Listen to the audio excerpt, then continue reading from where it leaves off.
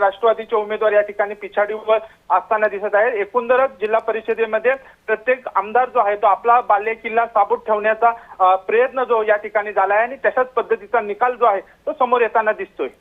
अगदी जो खरसई मतदारसंघाचा खरसई पंचायत समितीचा निकाल समोर आलेला आहे, या ठिकाणी कशी चुरस होती, कोण-कोणात लढत होती?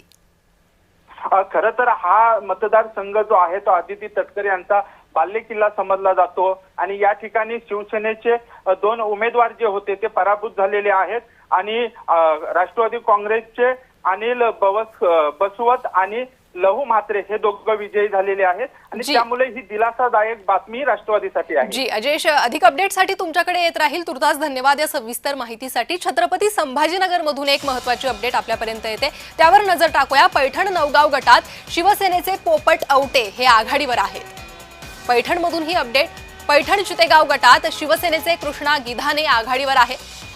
आघाडी संदर्भातली माहिती आता समोर येऊ लागलेली आहे। बिडकीन गटातून ठाकरे गटाचे मनोज पेरे आघाडीवर आहे। एकूणच पैठण मधील ह्या अपडेट आहे। पैठण नवगाव गटात शिवसेनेचे पोपट आवटे यांनी आघाडी घेतलेली आहे। आतापर्यंतच्या निकालात ते आघाडीवर दिसतात। या संदर्भात माहिती घेण्यासाठी जाणार आहोत आमचे प्रतिनिधी विजय चिडे यांच्याकडे। विजय, पैठण मधील चित्र काय? नक्कीच प्रणिता, जर पाहिलं तर पैठण मध्ये 9 गटामधून शिंदे शिवसेनेचे पोपट आवटे हे आघाडीवरती आहे, तर चितेगाव गटामध्ये शिंदे सेनेचे कृष्णा गिधाने हे आघाडीवरती आहे। तर बिडकीन गट हा सर्वाधिक महत्वाचा गट होता। या ठिकाणी भाजप असेल, शिवसेना असेल, त्याचबरोबर दोन्ही शिवसेनेचे उमेदवार जे आहेत ते रिंगणामध्ये असल्याचे पाहायला मिळाले होते। या ठिकाणी ठाकरे गटाचे उमेदवार मनोज पेरे हे आघाडीवरती असल्याचे आपल्याला पाहायला मिळत आहे। त्याचबरोबर पाचोड गटामधून शिवराज भुमरे हे आघाडीवरती असल्याचे आपल्याला पाहायला मिळत आहे। त्याचबरोबर ढोरकिंग गटामध्ये देखील शिंदेचेच उमेदवार जे आहेत जगताप ह्या आघाडीवरती आल्याचं आपल्याला पाहायला मिळत आहे। त्यामुळे पैठणमध्ये शिंदेचे उमेदवार जे आहेत ते देखील आघाडीवरती आल्याचे पाहायला मिळतात। आडूळ सर्कलमध्ये देखील शिंदे शिवसेनेचे उमेदवार हे आघाडीवरती, तब्बल 9 जागेवरती शिंदेचे उमेदवार, 8 जागेवरती शिंदेचे उमेदवार हे आघाडीवरती आहेत। तर युहामाटा गटामध्ये जे आहे ते राष्ट्रवादी काँग्रेसचे उमेदवार विनोद तांबे हे आघाडीवरती असल्याचे आपल्याला एकंदरीत पैठणचे चित्र पाहायला मिळत आहे। त्याचबरोबर सिल्लोडमध्ये देखील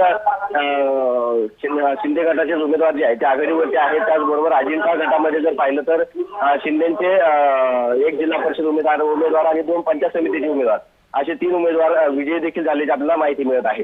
अगदी विजय, छत्रपती संभाजीनगर मध्ये कोणकोणत्या पंचायत समिती, जिल्हा परिषद जागांचे चित्र हे स्पष्ट झालेले आहे आणि त्यासोबतच या ठिकाणी युती आघाडीच्या गणितामध्ये कोण सरस ठरतंय?